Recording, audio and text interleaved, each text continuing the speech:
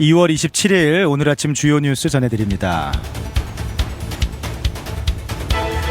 먼저 미국과 이란의 핵 협상 소식입니다. 어제 열렸던 제네바에서의 3차 회담이 상당한 진전이 있었다라는 평가 속에서 종료가 되었습니다. 하지만 속을 들여다보면 여전히 갈등의 골이 깊은데요. 이란은 우라늄 농축의 일시 동결을 제안하면서 핵 포기 불가 의사를 고수하고 있는 한편, 미국은 핵시설의 전면 해제와 농축 우라늄 전량 미국 인도를 요구하면서 팽팽히 맞서고 있습니다. 양측은 다음 주 오스트리아 빈에서 다시 만나서 기술적 차원의 논의를 이어갈 예정입니다.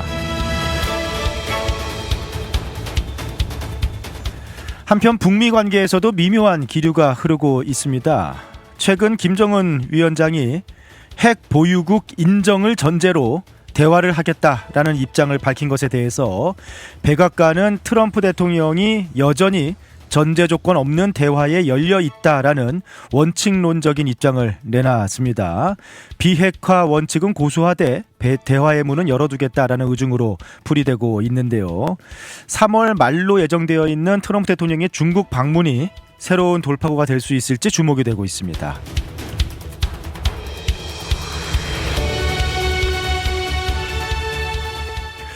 이민자 사회에 큰 파장을 몰고 올 SBA 대출 관련 소식입니다. 연방 중소기업청이 당초 예고했던 대로 오는 3월 1일부터 시민권자가 아닌 영주권자 및 합법 이민자들을 대출 대상에서 전격 배제하기로 했습니다. 이제는 지분 100%가 미국 시민권자여야만 SBA 대출 자격이 주어지게 되는데요. 자본력이 상대적으로 부족한 이민 1세 한인 업주들에게도 큰 타격이 우려되고 있고요. 한인 은행권의 대출 실적에도 상당한 영향이 있을 것으로 파악되고 있습니다.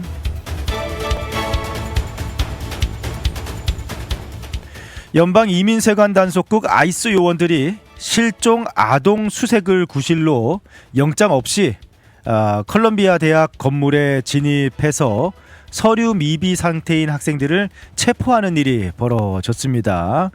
대학 측과 지역 정가는 이를 강하게 규탄하고 나섰는데요. 당국은 투표소에 아이스 요원들을 배치 않겠다라고 해명했지만 최근 강압적인 단속 분위기 속에서 이민자들의 불안은 좀처럼 가라앉지 않고 있습니다.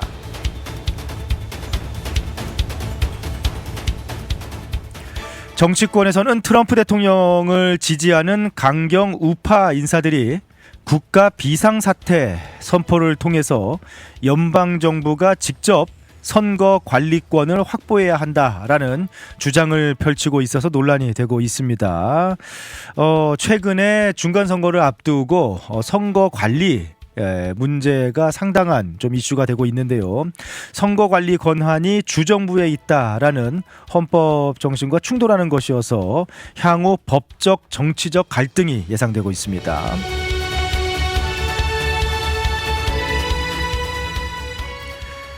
계속해서 미국 사회를 뒤흔들고 있는 성범죄자 앱스타인 리스트의 후폭풍이 거세게 일어나고 있는데요. 앱스타인과의 교류 정황이 드러난 세계 경제 포럼 다보스 포럼의 브랜데 총재가 결국 자진 사퇴했습니다. 힐러리 클린턴 전 국무장관은 하원 감독위원회에 출석해서 관련 의혹을 전면 부인하면서 정치적인 공세다라고 맞받아쳤는데요. 빌 클린턴 전 대통령 역시 곧 증언대에 설 예정입니다.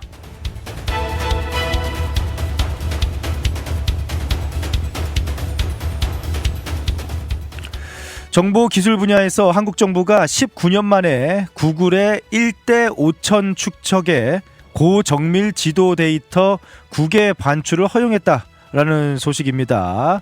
안보 시설에 대한 보안 처리를 조건으로 내걸었는데요. 그동안 휴전 상태인 한국의 특수성으로 인해서 한국에서는 구글 지도를 제대로 사용하지 못하는 그런 상황이었죠. 이번 조치로 인해서 한국 내에서도 글로벌 수준의 구글 맵 서비스가 가능해질 전망입니다.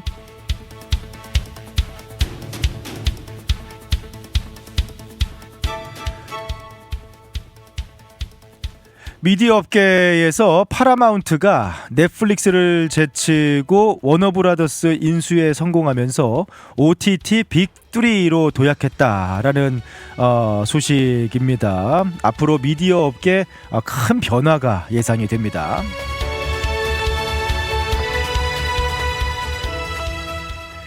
뉴욕 맨하튼에서 눈싸움 행사가 열렸는데요. 지난 주말부터 동부 지역에 눈이 굉장히 많이 내렸죠. 그 쌓인 눈들을 가지고 눈싸움 행사가 열렸는데 눈싸움을 벌이다가 결국 그 눈싸움이 실제 폭력으로 번지면서 출동한 경찰관 2명이 부상을 당하고 20대 남성이 체포되는 사건이 발생을 했습니다. 그냥 재미있는 놀이가 이렇게 진짜 폭력 사태로 번지고도 합니다.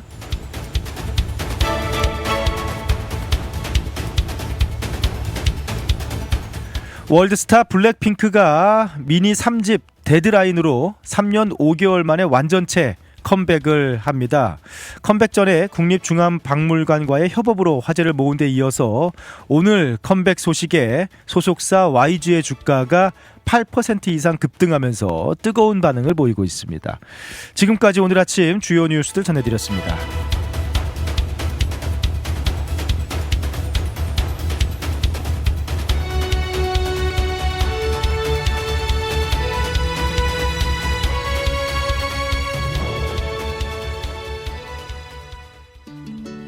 푸른투어와 함께라면 이동이 아닌 경험이 됩니다. 9개의 직영지사 보유, 미국 최대 여행사 푸른투어에서 최저가 항공권 및 투어 맞춤 서비스로 여행의 처음부터 끝까지 완벽하게 책임지겠습니다. 더 넓고 쾌적해진 시온마켓 2층에서 푸른투어 달라스 지사와 함께하세요. 믿을 수 있는 미국 최대 여행사 푸른투어 469-615-6000번. 여행은 역시 푸른투어. 우리 가족 눈 건강 지킴이 바로 정무창 안과입니다. 5살 우리 아이 첫 시력 검사, 안경 없이 시력을 잡아주는 큰아이 드림렌즈도 정무창 안과에서 했죠. 40대 되면서 필요한 눈도 다초점 렌즈 추천해 주셔서 훨씬 좋아졌고요. 어머님 백내장, 녹내장 검사도 정무창 안과에서 했답니다. 21년 경력이 그냥 지나간 시간이 아니더라고요. 안경, 렌즈, 거만도 정무창 안과에서 214-902-9779 파크 포레스트 옵티컬.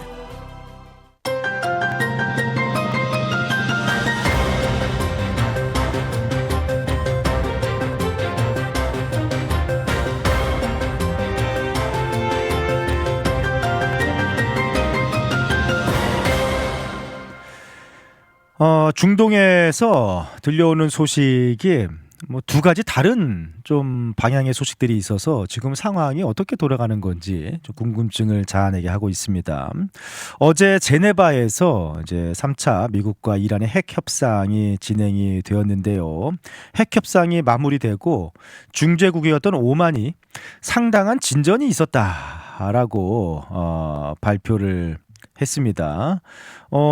이란 측에서도 미국과 핵심 요소 대부분에 대해서 동의를 했다라고 발표를 하면서 이제 기술적으로 이 문제를 어떻게 풀어내야 될지를 논의해야 된다라는 이란 측 입장을 내기도 했습니다. 네, 그래서 협상에 상당한 진전이 있었나 보구나. 다행이다라는 생각이 들기도 했는데 협상을 마친 이후에 협상장 밖에서의 분위기가 여전히 심상치가 않아서 협상에 진전이 있었고 협상이 잘 진행된 게 맞는가라는 생각이 듭니다. 지금 그 국무부가 미국 국무부가 주 이스라엘 대사관의 비필수 인력들과 가족들에게 철수 승인을 내렸습니다. 그래서 전쟁이 발발할 시 이란이 보복 공격을 감행할 수도 있기 때문에 그것을 염두에 두고 주 이스라엘 대사관의 비필수 인력과 가족들 철수할 수 있도록 이제 승인을 내렸습니다. 그리고 중국 외교부가 또 이란하고 중국하고 이제 상당한 깊은 유대 관계가 있지 않습니까? 근데 중국 외교부가 이란 내 자국민들에게 최대한 빨리 이란을 떠나라라고 강력히 권고를 했고요.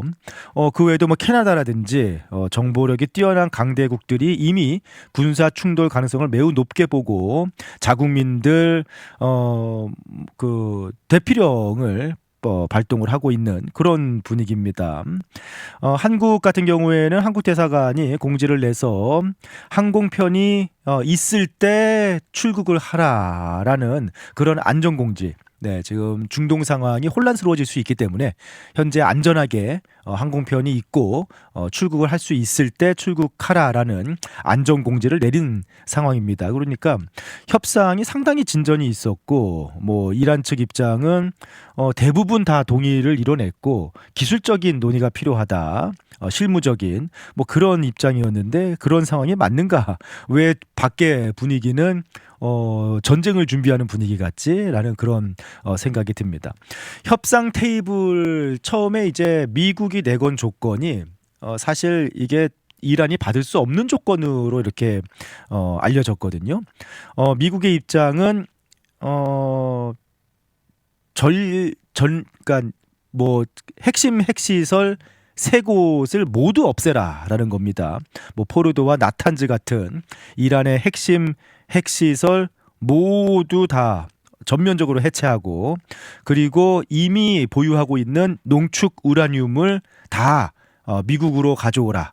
전량 미국으로 인도해라라는 그러니까 한마디로 완전한 지금 이미 가지고 있는 것도 다 미국으로 인도하고 핵시설은 다 전면 해체하는 그런 완전한 비핵화를 조건으로 들이민 것으로 이렇게 알려지고 있고요. 이러한 조건은 사실은 현실적으로 이란이 받을 수 없는 조건이죠. 네, 뭐 협상의 기술일지는 모르겠습니다만 아무튼 알려진 것은 미국은 완벽한 비핵화를 요구 조건으로 내걸었습니다.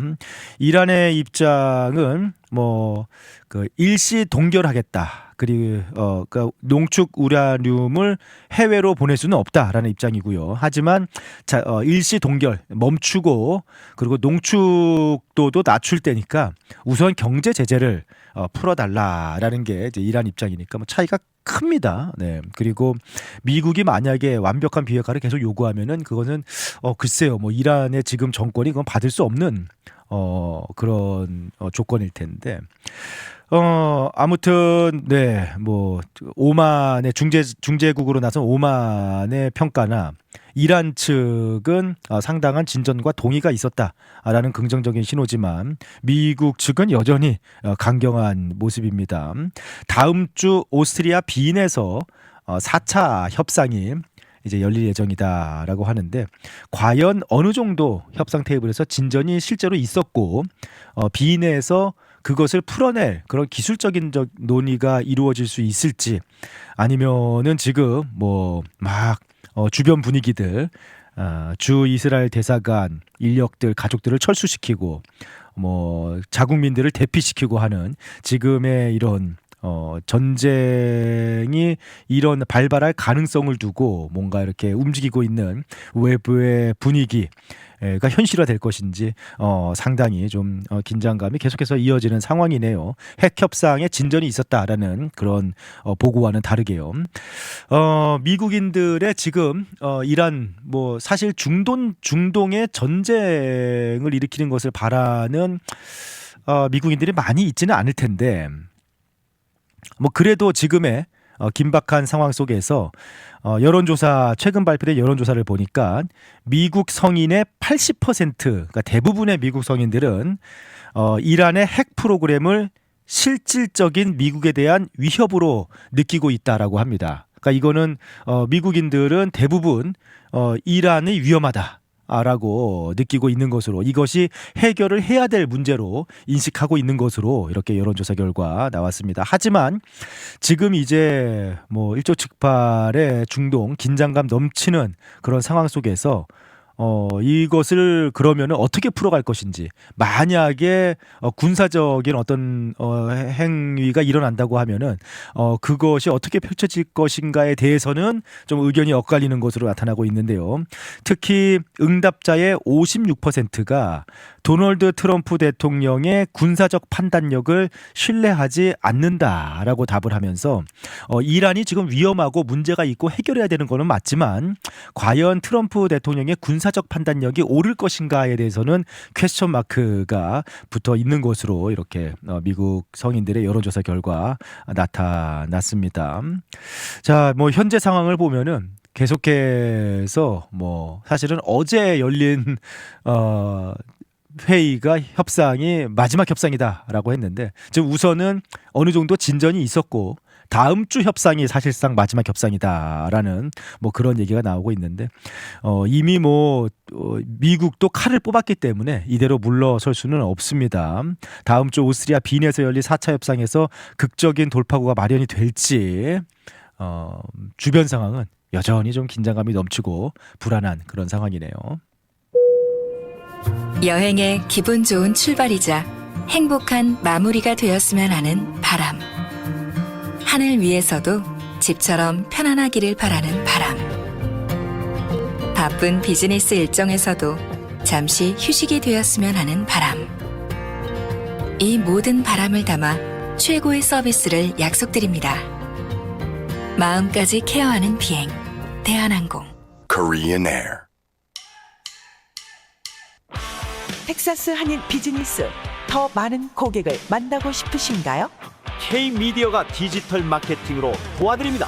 구글, 페이스북, 인스타그램 광고부터 웹사이트 제작, 유튜브 광고, 온라인 브랜드 구축까지 비즈니스에 딱 맞게 타겟팅해 고객을 부르는 마케팅 K-미디어. 더 편하게, 더 저렴하게, 더 효과적으로 K-미디어.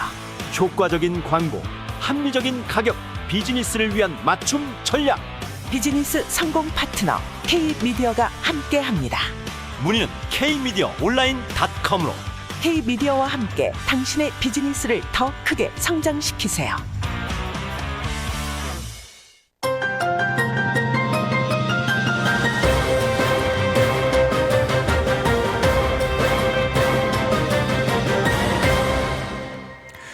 올해 중간 선거를 앞두고 선거 비상사태 얘기가 나오고 있어가지고 상당히 좀 논란이 되고 있습니다.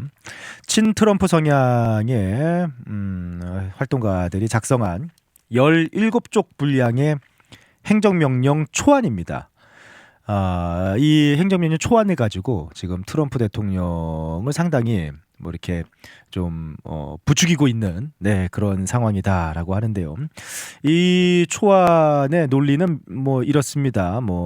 중국 등 외국 세력이 지난 2020년 대선에 개입을 했다라는 게 전제입니다. 네.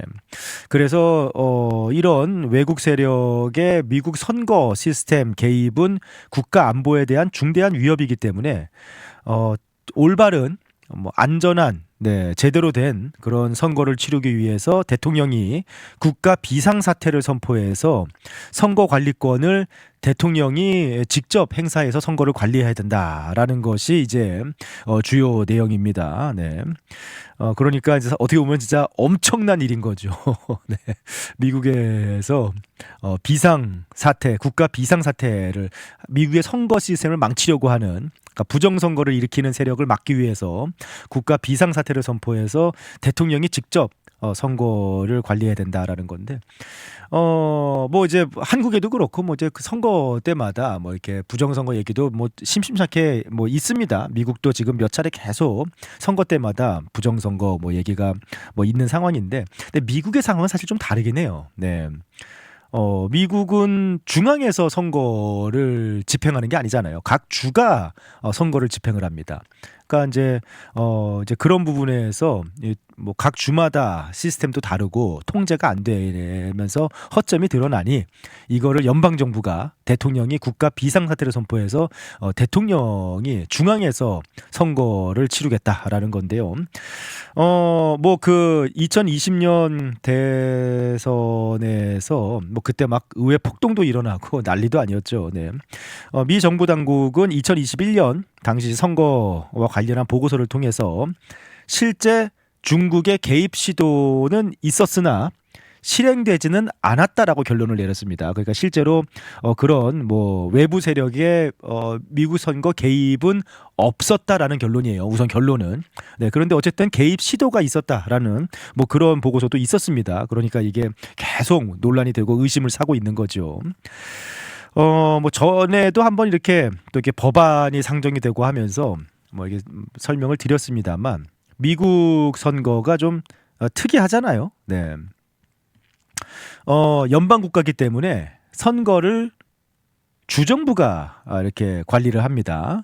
어떤 주는 이제 텍사스 같은 주는 철저하게 신분증 확인해서 매우 엄격하게 투표를 진행하는 반면에 일부 주는 그냥 뭐 신분증 제대로 된 확인 없이 자신의 서명으로 이렇게 선거에 참여한다든지 심지어 의무사항이 아니라든지 심지어는 일부 주는 신분증을 보여달라라는 것 자체가 차별이기 때문에 그런 절차를 하지 못하도록 하는 뭐 그런 주까지 있는 상황이에요. 그러니까 이게 주마다 상당한 차이가 있습니다. 그러니까 주마다 다르니까 선거를 치르는 그런 엄격함의 수준이라는 게 다르다 보니까 뭐 이런 문제가 생기는 거고 또 우편 투표 문제가 계속 있습니다. 네.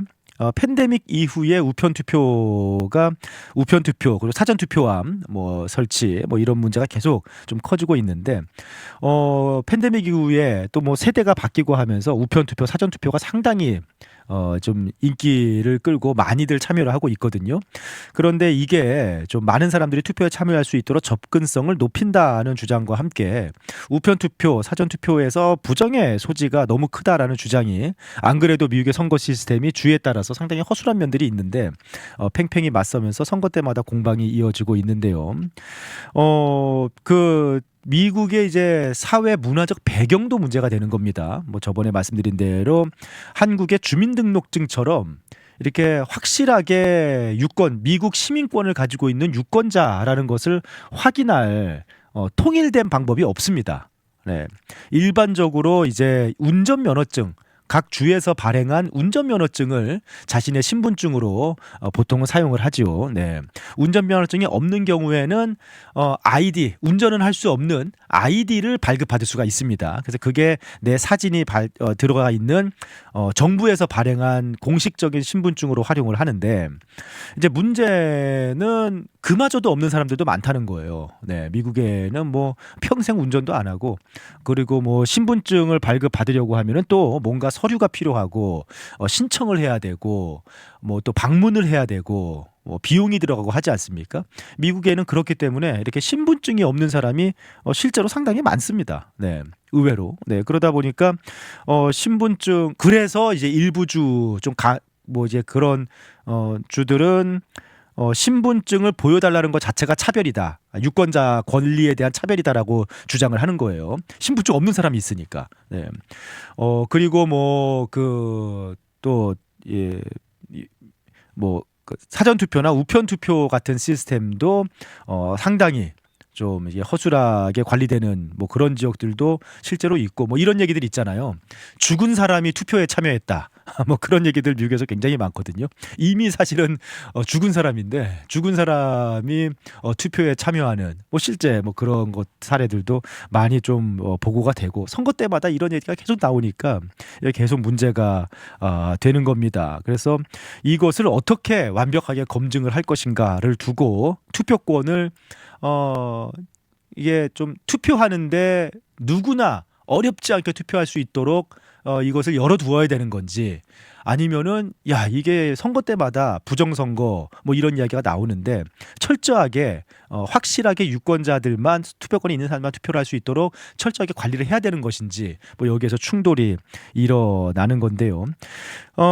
지금 현재 그 세이브 법안이 추진되고 있습니다. 공화당 주조로 신분증, 그러니까 유권자 신분증 투표할 때 확인을 의무화하는 세이브 법안이 추진이 되는데 작년에 하원에서는 통과가 됐는데 지금 상원 문턱을 넘지 못하고 있는 상황인데요.